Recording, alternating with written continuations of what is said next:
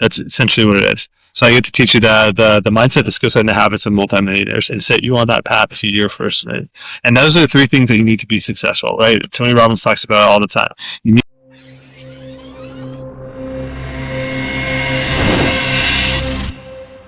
The Abundant Wallet.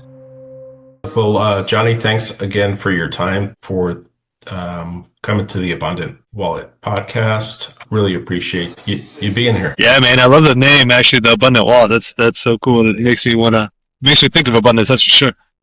Yeah, awesome, cool. So you kind of have your foot in a lot of different camps, but one of which is your coaching program, and kind of wanted to, I guess, tackle maybe your origin story of like what led you to create or want to be or how did you get into coaching, first of all, and then how did you kind of come to have your different offers and different programs to to help others? Yeah, absolutely, man. Yeah, thanks for the question. So yeah, the program's called the Path to Your First Million, because it's like you said, you like origin story. That's why I call it the Path to Your First Million. It's not like make your first million now in 10 days or whatever, or anything like that. It really is the origin story of like where I came from. Because the thing is, I grew up with a family with a horrible money mindset, like so bad that my mom convinced me to file bankruptcy at 19 years old to get rid of a $4,500 debt. Wow. Like no concept of how money works. It took like a solid 40 years to get there. And so I grew up, my mom worked super hard, single mother, worked super hard to give me everything I needed. I didn't want for much. We were definitely never rich, and she traded that money for time. And so, we weren't poor, that's for sure. But my mom had to work super hard to make sure that didn't happen. So like anything I needed, like I was a drummer, and so she bought me my first drum kit. It was $1,000. And I didn't see her for like 3 weeks because she's working 2 jobs to make that happen. And so, and the money relationship was just like, don't look at it. Money is difficult. Money is hard, scary. Don't ever look at the balance, that kind of stuff. And the big thing is, my mom, has her PhD. She's a senior professor at a university, but she taught me our household. We grew up as living off of student loans. Right. So I grew up thinking that was normal, that student loans were the income source. And so I didn't even graduate. I dropped out before I was in college. I was a hammer thrower in college athlete, and I tore my right pec and right bicep and lost my scholarship and gave up on school after that, and so I came out with $73,000 in student debt and no degree, no way to pay that off, and so I grew up with horrible money mindsets from that, and I learned along the way. And I didn't actually get a financial education. We chatted about this. You're very similar. You didn't get it till late in life. I didn't get it until I read Rich Dad Poor Dad at 32 years old, or maybe I think I was actually 37 years old.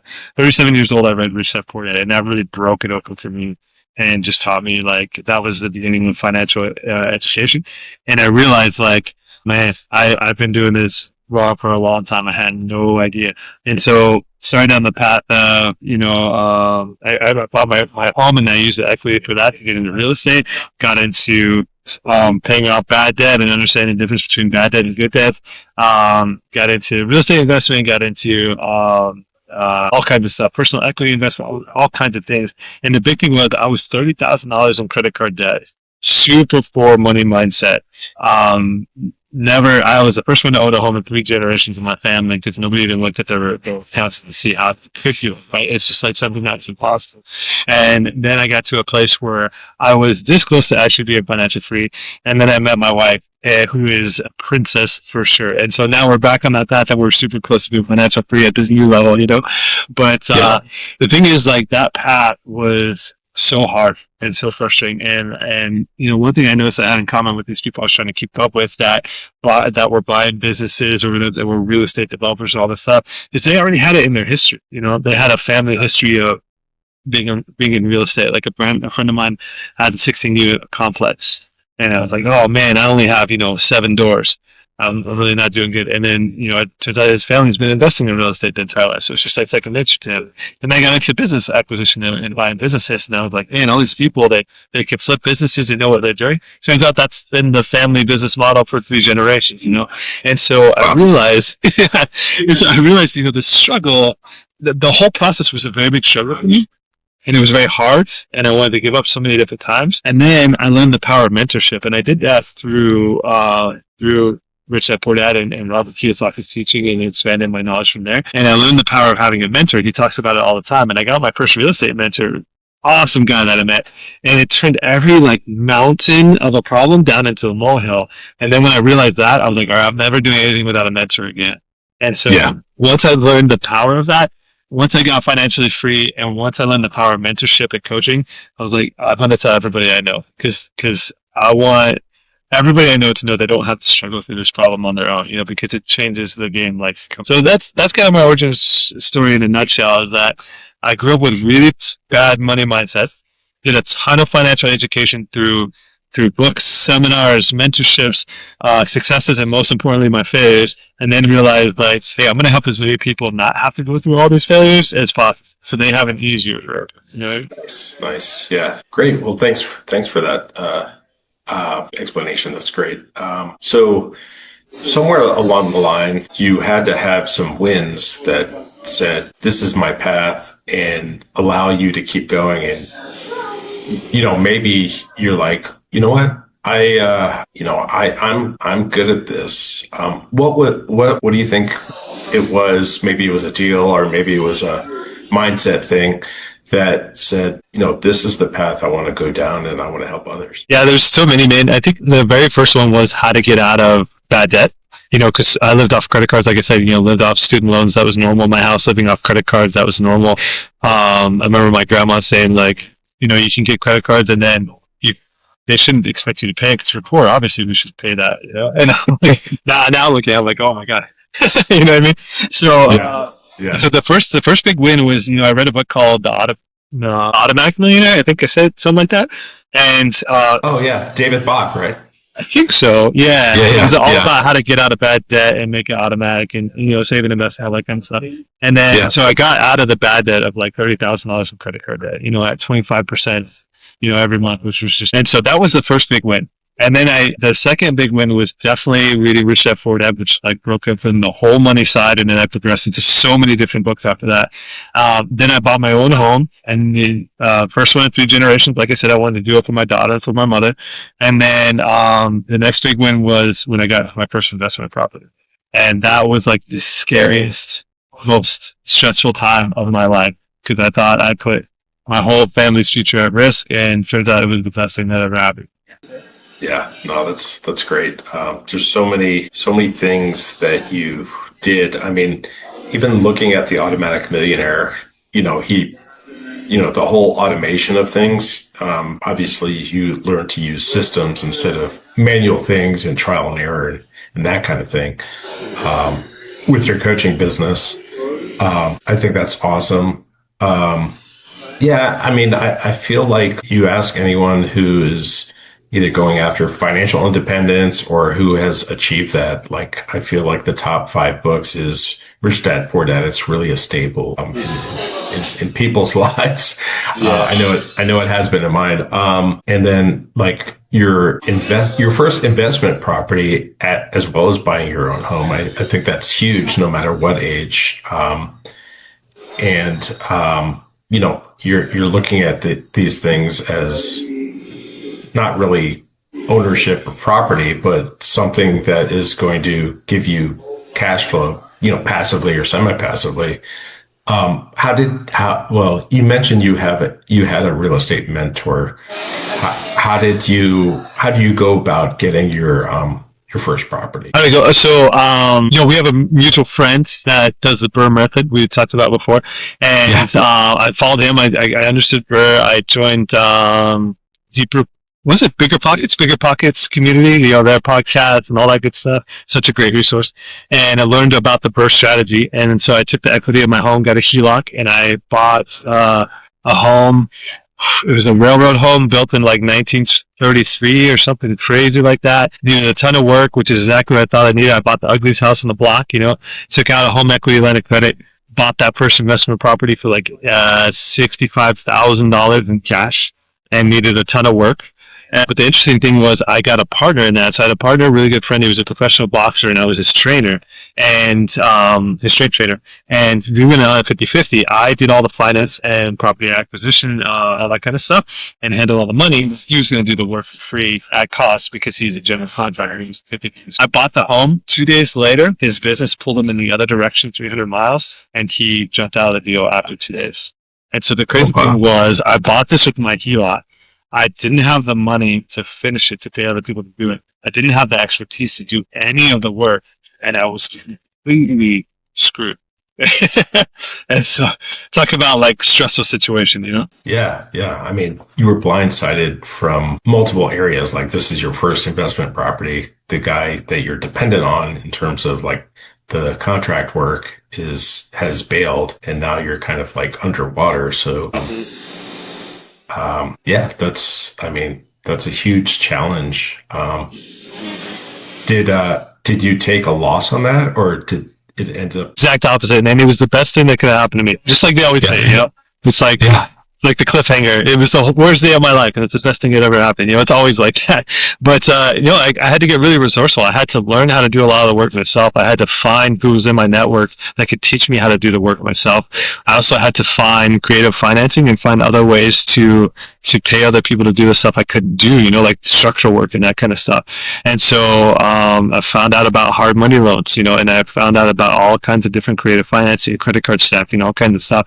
I learned who in my network who could help me already that I knew that I didn't know that had these skills to help me with it. And so, I was camping out there. It was about 45 minutes from my home. And so I was camping out there every weekend, sleeping on the floor, for 6 months straight, doing a lot of work myself.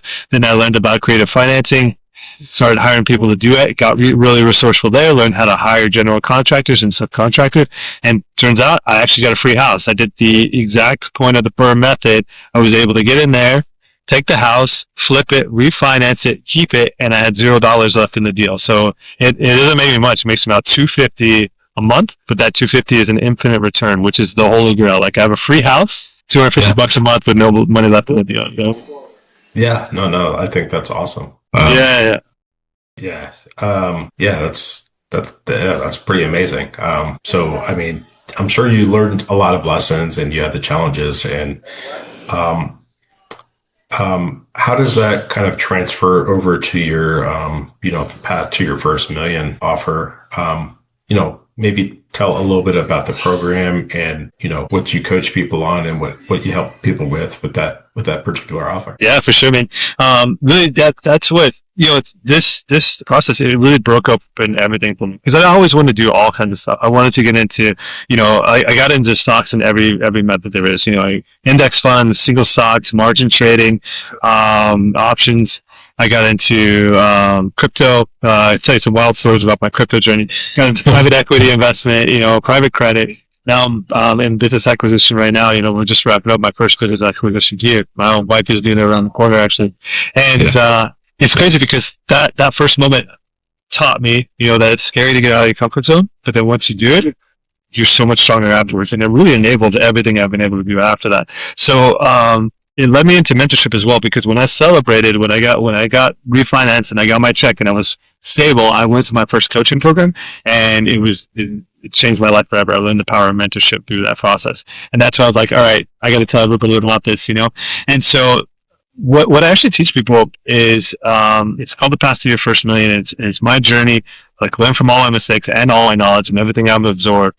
And it focuses on three main things. So there's the mindset, the skill set, and the habits of multimillionaires. That's essentially what it is. So I get to teach you the mindset, the skill set, and the habits of multimillionaires, and set you on that path to your first million.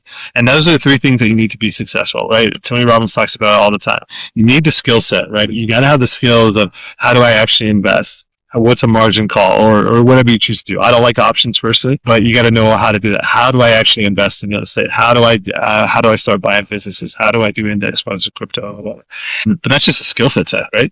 then you absolutely have to have the mindset side. I don't know if you know this, like, there's a whole like ecosystem of money mindset stuff. We went to a seminar in Dubai a few months ago. One of our houses is in Dubai. We were there. We did a 3-day seminar, and it's completely, the entire thing was about breaking your money beliefs. And I didn't realize how many negative beliefs I had about money that were keeping me from letting money come in. And once I changed the belief side, that's when money actually started to flow to me. It was always there, but I was subconsciously rejecting it. And when I would get some, I would push it away because I didn't think I was worthy of it. And there's so many people like that. My client right now, that's what we're working with. He doesn't feel like he's worthy of the money that he's got, and so he's shedding it as quick as possible, right? And so we're changing that mindset to see, like, no, you can handle it. You earn this. It's all yours. You know what I mean? Yeah, that's so awesome. There's so many people that are like that because it could be a cultural thing. Or it could be how you're raised too. So there's a lot of myths about money that people, were handed down from, a young age, and they kept that with them. So I feel like that's like the difference between scarcity and abundance mindset. Yeah. There's a really good book. Garrett Gunderson is, he dispels all those types of myths, and it's he has a lot of good bestsellers, but this one I think is something about sacred cows, killing sacred cows. That's it. I've never read that one. I'll put it on the. It's really good. I picked up a lot of. It's one of my favorite books, but it really hones in on like what the truth is and what you hear from like either the streets or the media or someone's pushing an agenda, and it helped me get out of my own way. But very cool. That's a great way to say that.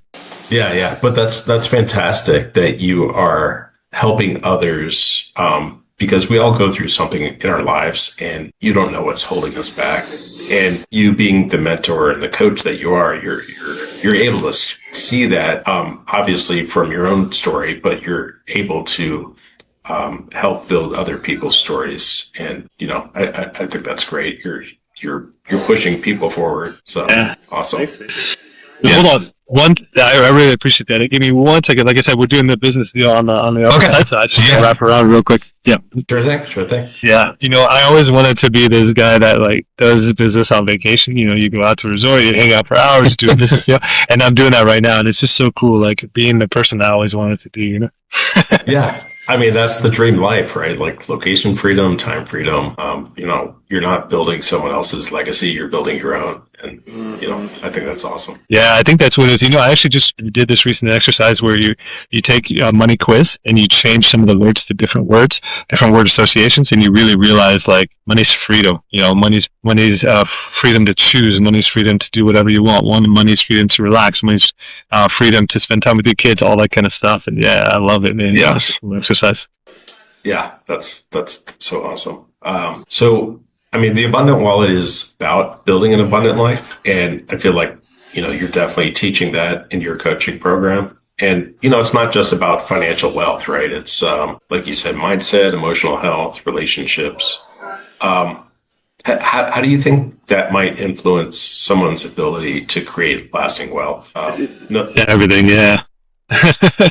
Sorry, so you just like asked me a question. I just can't wait to jump into. No. All good. All good. No, it's so huge. And you mentioned just before, that we have a lot of these mindsets and programs that are passed down from our parents, right? And it's no different. So I've coached in tons of different avenues before, like mostly focused on men's coaching and confidence stuff, but it's all the same stuff. And money is actually one of the biggest triggers. It's dating and money, right? Those are the two biggest triggers for men. And it's funny because you're handed these programs down from your parents, and unless you actively choose to break them, you just continue that pattern. You might be aware of some of them, and you will do the opposite just to prove them wrong and say, I'm never going to be like that, but you still have the program. You're just acting in reverse. So if we never choose to break these, we just continue that on and we pass it on to generation to generation. And so with this, we can actually break that cycle, become aware that you have these blocks, then make peace with those memories that are actually driving the negative programming, and then replace it with a program that's more useful to you. Like, money flows freely to me and all kinds of stuff. Like you said, you get out of your own way. And it's such a massive thing. The mindset side is so, so huge, on that piece. So that's you can't build generational wealth. You can't become financially free. You can't have the mindset, skill sets and habits of a millionaire without removing those blocks. If you just work on the skill set time, you would either never get there or you'll be miserable the entire time. As my wife, she went to the number one school in the world, London School of Economics, and so her circle is just such affluence there, and it's so funny. She has so many multimillionaire guy friends that are miserable, right? And they're just like, well, when I get here, then I'll relax. When I get there, I'll feel comfortable and I'll stop. And they never do, because it has nothing to do with the amount of money. It's just a mindset that you have playing in the backdrop. Man, that's so great. There's a lot of great things you said. So, I mean, I feel like, that, like you said, that person who has so much money and they're not happy. And I think it's all about goal setting too. If you don't draw a line in the sand, like, once I'm here, I'm good. But people don't do that. It's just, I don't know if it's a selfish thing or greedy thing that, they just have to have more and more and more. And eventually, they're just going through the motions because, they're making a lot of money, but they're not living life. Like, life is passing by them. So Yeah, absolutely. Yeah, no, that's such a good point. When you say abundance, that's how I feel about it too. When you say abundance, that's how I feel, like a big abundant life. You didn't say abundance in money, you said abundant life, and that's full circle, right? And if you're constantly working and you're unhappy, it's the more money is not going to solve that, right? Like, it's because you don't feel safe, because you don't feel worthy, because you're trying to prove something to the world, right? Like, all that kind of stuff. That's not true abundance. You'll never feel safe or like you've made it or anything like that. When the actual reality is, we've already made it. We're like, you've made it, I've made it, everybody around us has made it. We're here. We're just also growing. And when you switch to that abundant mindset, like you said, where life is happening for you, not to you, that applies to everything in your life, especially money. Yeah, no, that's awesome. And I feel like people don't have the they're not saying, like, because I don't know. I think sometimes people think retirement or abundance is an age. Once I get here, I'm good. And there's people who are in their 30s and 40s who are fully retired because they did something great, and they're kind of done doing what they're doing, and they're basically working on stuff that they love to do, and money is just a byproduct, right? So it is. Yeah. Have you played cash flow? Did I ask you about this already? I am a big fan of Cash Flow Quadrant. I read the book, but I have never played the actual game. But game's amazing. Let's play it. We can play online. We'll play together. Okay. It's so much fun. My wife, I taught her to, and she's addicted to it. We have like family cash flow nights. But that is the point. You're stuck in the rat race in this circle where you're playing and you're just paying bills. Then you get divorced. Then you get a little bit of money. Then you buy a boat, and you're just stuck in there. And once you become financially free, and your passive income pays for your expenses, then you do exactly what you said. The whole point of the game after that is just to chase your dream and do what you actually want to do. It's such a cool place to be. Yeah. I mean, I don't necessarily feel like, you have to have this amount, but like, I feel like there should be a stopping point, instead of just keep doing it and, being miserable, because like, if you don't have a stopping point, you're just chasing after something, and it's just like, when do you get to live life? Mm-hmm. Yeah, absolutely. Yeah, a stopping point. That's interesting. So you're like, when you get here, there's one thing I teach is that most people do have this concept backwards. They think like, once I have this, then I'll be happy, and then I'll finally do the right things. Or if I do the right things, then I'll finally have this amount of money, and then I'll be happy, right? But that's also incorrect. If you throw that back and you're just like, I 100% grateful and happy where I am now, and I'm going to add to it. It's a totally different piece. And so when you talk about stopping points, I think that is critical for a lot of people, but those people, like, they can't see, because no matter how much money they get, there will never be a stopping point. It's a pattern. But once you be comfortable where you are, you're just adding consistently. So like when you talk about stopping point, I'm thinking like, I'm adding this because I'm doing this. I'm buying a business right now because I love it. I love the freedom. Yeah. I love the cash flow. I love managing people. I love making people the best selves. I'm like, I like to think of myself as like a Ted Lasso wannabe, that kind of thing, and I love it. It drives me crazy. And then, it's like, okay, when that's done, it's not like we're already financially stable, or already financially free at that point. What do I really want to do next? I think it's probably me opening up like a chain of unique coffee shops, to be honest with my wife, because that's like our next thing. But it's like, it's not a stopping point of like, I'm going to be happy now. It's more like, I'm going to do whatever I feel like, whatever I want to. And I think that's true abundance to me. And I've been living that way for 5 years now. I've been living I do whatever I want all the time. My real life's purpose, and I just live life that way. And the money comes when you do that. When you live in that fashion, the money comes to you. It comes to you, and then it goes out and it comes back to you. It goes out and it comes back to you, and you're just like a vessel at that point. And I think that's true abundance. Yeah, totally. I mean, you mentioned growing up, your mom and my entire family traded time for money. Now you're doing it the opposite. You're paying money to get your time back. So yeah. Exactly. That's to me, I think time is more of an asset than money. So absolutely, man. Yeah, it's like when you don't have any of one or the other, that one becomes the scarcity piece. But yeah, when it gets down to it, it's like, I love paying people to do stuff for me. Actually, my wife convinced me to get a maid. Right, she calls it a cleaner because she's European.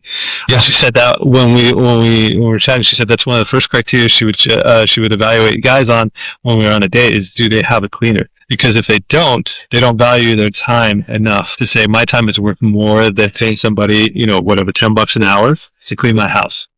And I never thought about that. I think in America it's a little bit different, because in Europe it's more of a common thing, and we also live in Mexico, and that's a common thing there.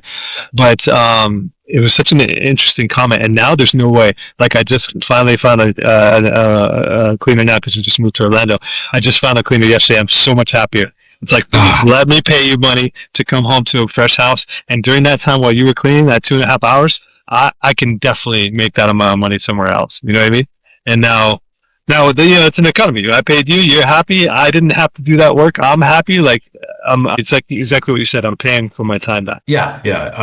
I listened to Dan Martell, who wrote, Get Your Time Back. And he basically says, if you narrow it down to an hourly wage and you figure out, maybe it's like, I don't know, $30 an hour, and you make more than that, it's like, okay, I need to delegate this, because I'm being underpaid doing what is holding me from making the bigger money. So yeah, absolutely. And I teach all my clients to give themselves two values, right? To give them their trade-off value for money, and also what their time is worth. So for me, my time is worth $500 an hour.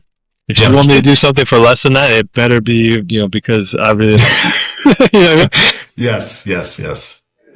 For sure. Let's see. What about people maybe when someone experiences maybe a major setback? I feel like those are the ones that maybe you and I have experienced, or they might be lost. So whether it's maybe going through a divorce, losing a business, financial hardship, or burnout, where should they begin rebuilding? Yeah, I mean, it's such a real thing, and I think everybody goes through it. I know I've had tons of those setbacks. We talked about my first investment property and how stressed, and I thought I was just at the bottom.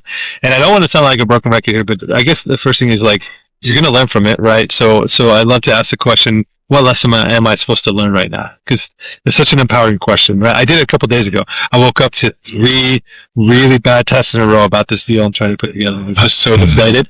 And after the third one, I was like, okay, I put my hands up and I stopped for a second. I was like, all right, what lesson am I supposed to learn right now? And it was great, because I did learn the lesson. There was a lesson in there. And I was like, okay, I'm going to learn that lesson. I'm going to apply it right now. That's a very empowering state. But you don't get there by accident. It's really hard work to get to that place where you feel comfortable doing that.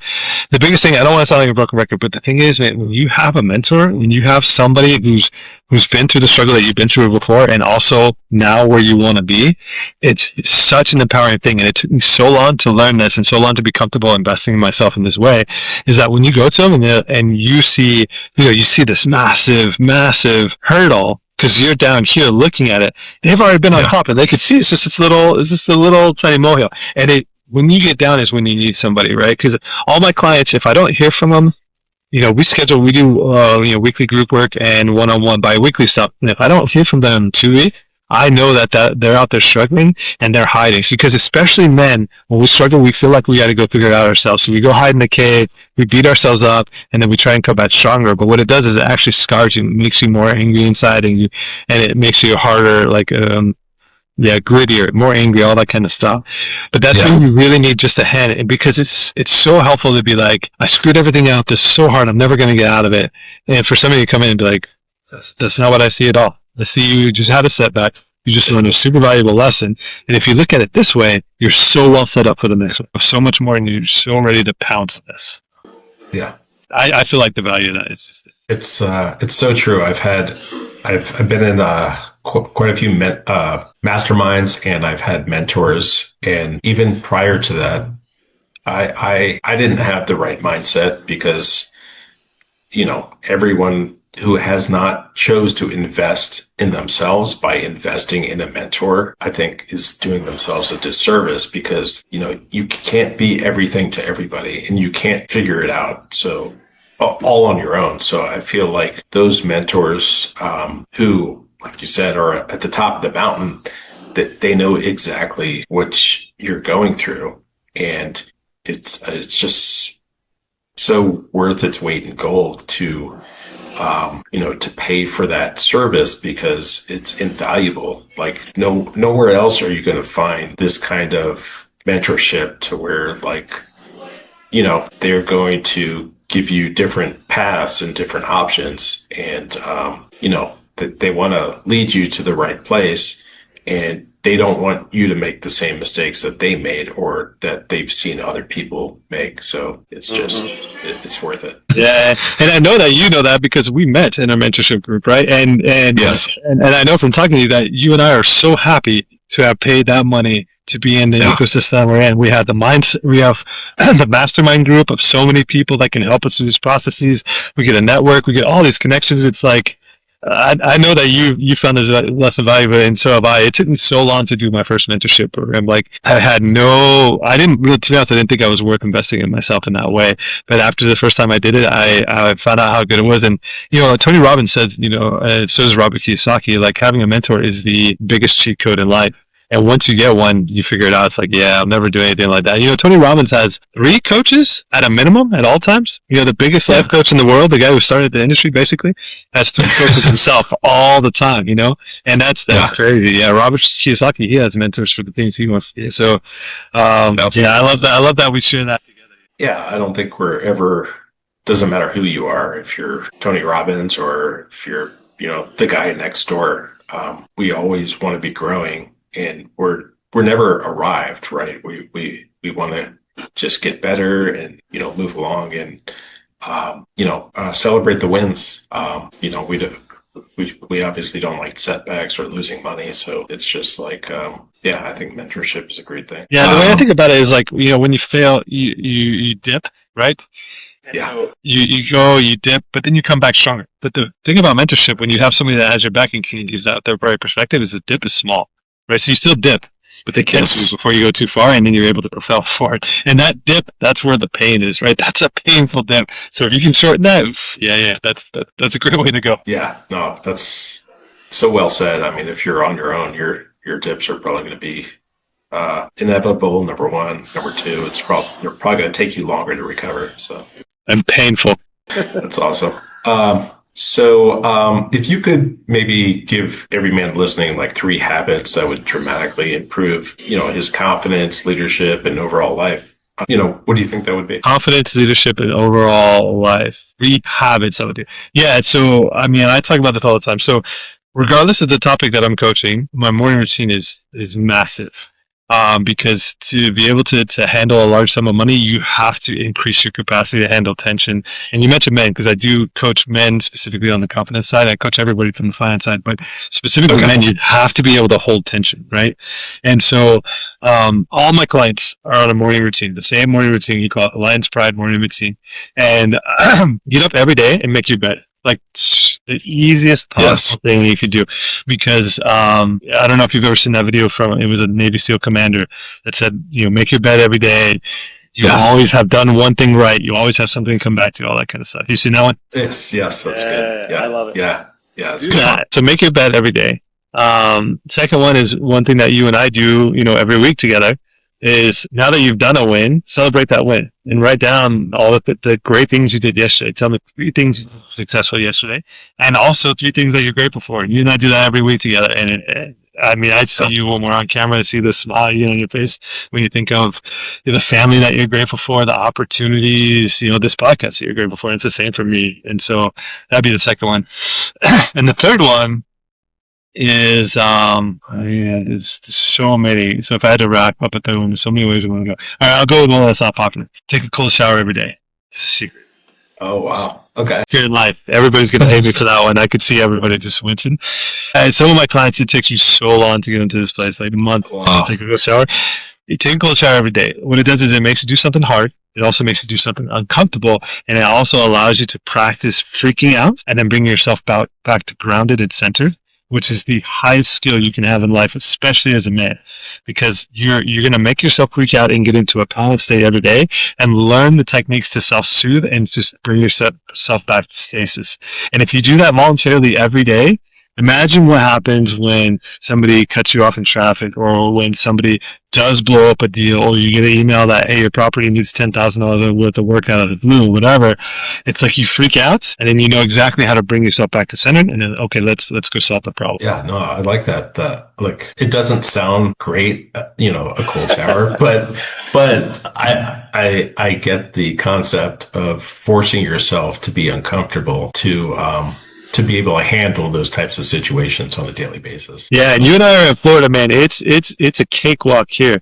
My wife's from Latvia in Eastern Europe, and in winter, taking a cold shower there, like I freeze. My body goes numb by the time I'm done. Yeah. Oh, wow. Yeah, I can imagine.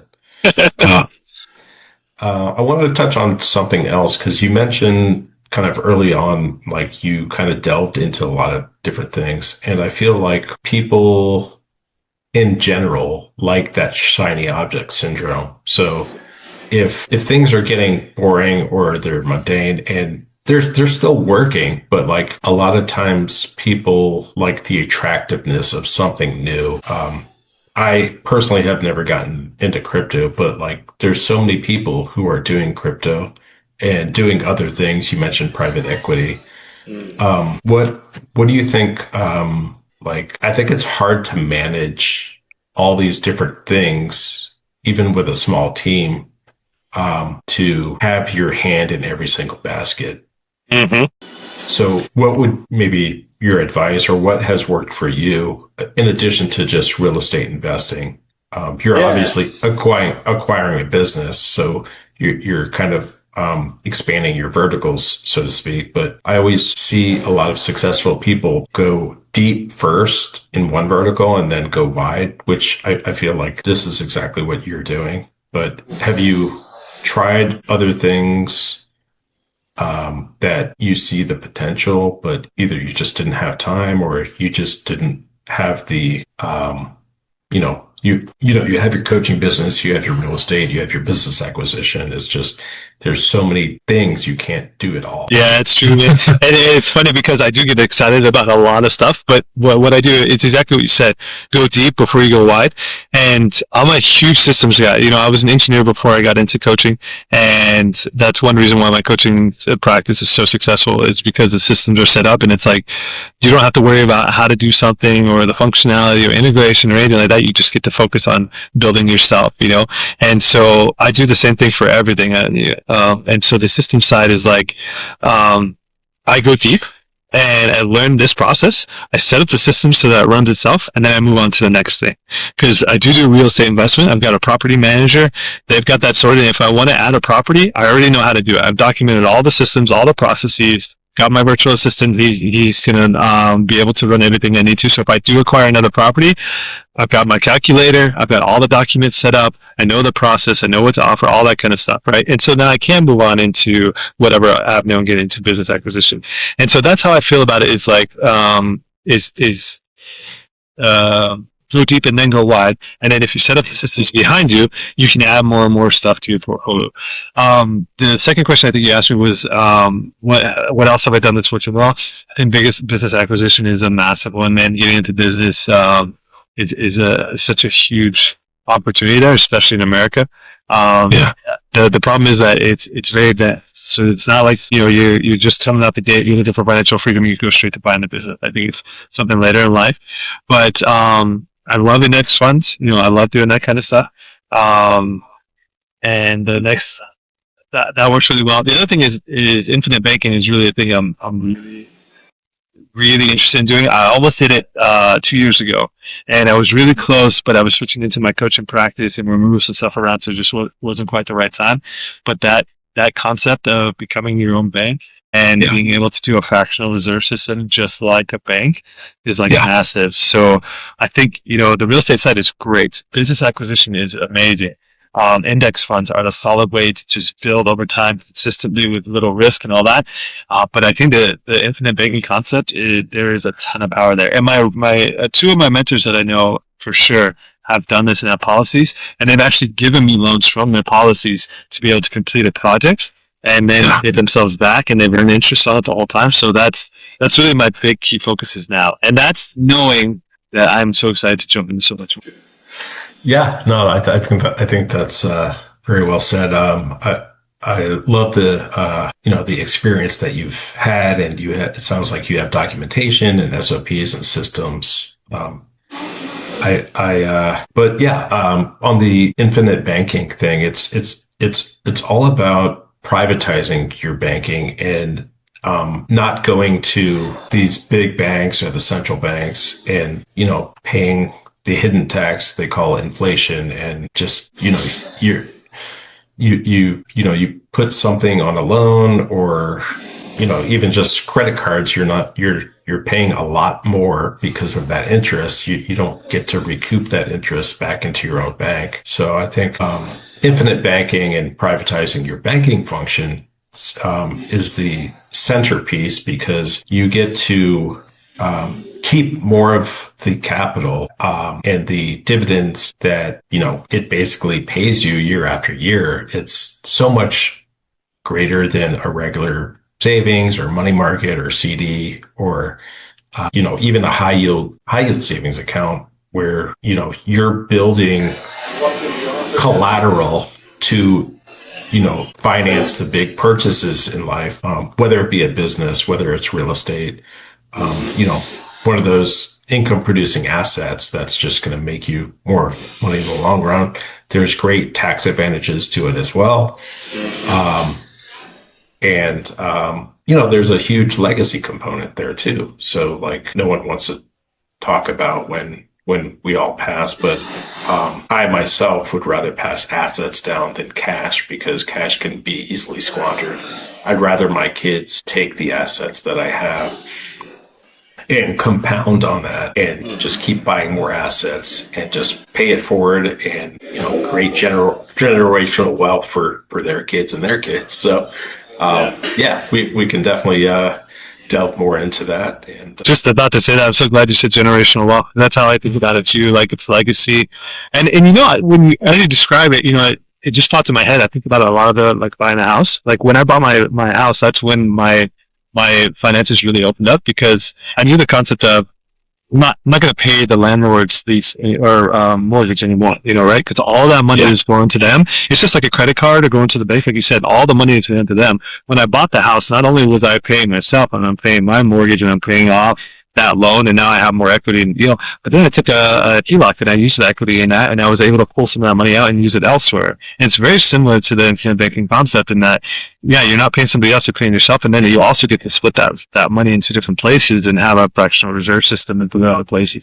And I love that piece, and it is the generational wealth and legacy component to it, like, huge. Like, I feel that, because when you get that policy, it's like, all right, I can see it. Like, my wife is set up. She doesn't have to worry. My kids, they're going to be set up from this. And I will say one other thing. When I need bridge loan for a project I'm working on, when I'm looking for investors or anything like that, I got to be honest now. I got to say, like, 8 out of 10 of those guys have all had in a banking policy. And that's where the money came from. Yeah. Yeah, that's awesome. That's awesome. I just realized that, right? Like, just a second. Yeah, it's so great. It's just it's you're prolonging your family for future success. We all know the story of the Vanderbilts versus the Rockefellers, right? The Rockefellers have these policies set up correctly. And they don't have that two generation curse where when you pass, here's some money, and then that third generation is just kind of struggling, right? So yeah, first generation built it, second one enjoys it, third one destroyed it. Like, you just find a way to preserve it, right? Yes, that's exactly right. Exactly right. Well, this has been great. I just kind of definitely want to, if people want to get a hold of you, and maybe have a call with you or take a look at what you've done. How can they get a hold of you? Yeah, thanks, man. So you can go to the website. It's alliancetail.co. And so tail as in story. So alliancetail, .co. Okay. And that's the main website. And you can get to any of my story and all that kind of stuff through there. I'll also give you a link for the financial coaching piece, which is the path to your first million, because that is probably what most folks would be interested in. But you can access everything from there, and you can book a free breakthrough call with me where we just kind of chat through what you're looking for, how you're trying to get there, and how I might be able to help. Completely free, and the worst case, you walk away with a bunch of good information, and a fun conversation. That's for sure. Because I love talking about this stuff. I mean, I'm sure you can tell from this. I get so pumped up, and ask. I can't wait to dive in with you, man. It's so cool. So that's how people can get a hold of me, and yeah, I would love to chat, to be honest. Yeah. After this, I'll send you an email, and we'll put all your references and referrals in the show notes, so they know how to get a hold of you. But yeah, thanks again for your time. Doing a lot of amazing things. It's definitely showing, and this has been a great conversation. Thanks so much. Yeah, I really enjoyed it, man. Thanks for having me on. I'm going to go close the deal around the corner, actually. All right. Well, I'm going to stop the recording here.